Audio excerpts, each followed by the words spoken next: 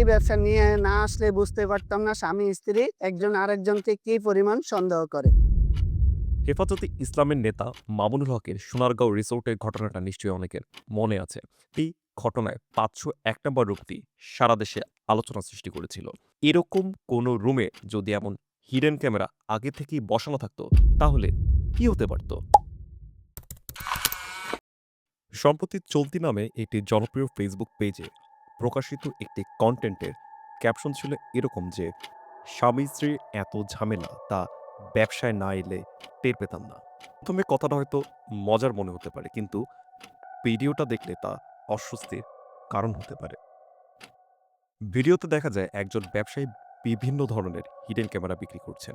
সেই ক্যামেরাগুলো কোনো আলাদা বড় ডিভাইসে সংযুক্ত না। আমাদের প্রতিদিনের দেখা খুব সাধারণ জিনিসের মধ্যেই সেই ডিভাইসগুলো লুকানো অবস্থায় থাকে।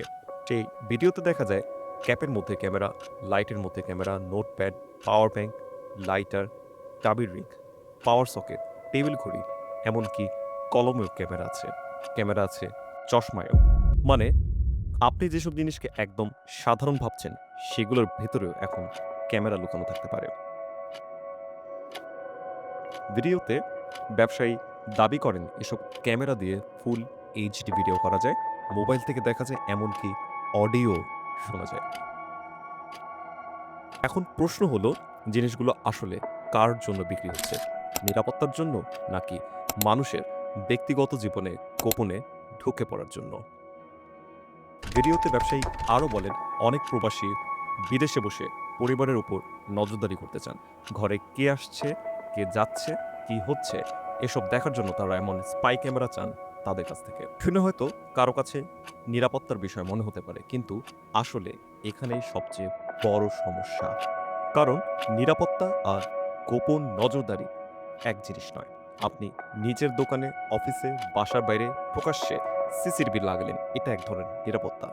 কিন্তু কাউকে না জানিয়ে কারো ব্যক্তিগত জায়গায় গোপনে ক্যামেরা বসানো, এটা নিরাপত্তা না। এটা সরাসরি ব্যক্তিগত গোপনীয়তার উপর আক্রমণ। আর বিষয়টা শুধুমাত্র স্বামী-স্ত্রীর মধ্যেই আটকে নেই। এ ধরনের ডিভাইস যদি এত সহজে বিক্রি হয়, তাহলে এগুলো শুধু সন্দেহপ্রবণ মানুষের হাতে যাবে এমনটা না। এগুলো যেতে পারে হোটেল, ভাড়া বাসা, অফিস, ট্রায়াল রুম বা ব্যক্তিগত জায়গায় প্রবেশাধিকার থাকা অসৎ মানুষের কাছেও। তারপর কি হতে পারে?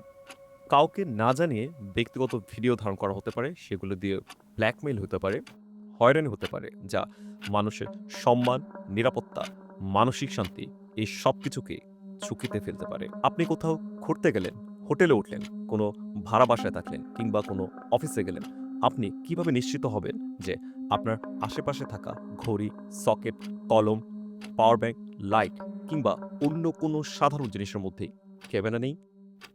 চিন্তার বিষয় হলো, এমন একটি বিষয়কে বিনোদনমূলক কন্টেন্ট বানিয়ে লাখ লাখ মানুষের সামনে ছড়িয়ে দেওয়া হচ্ছে।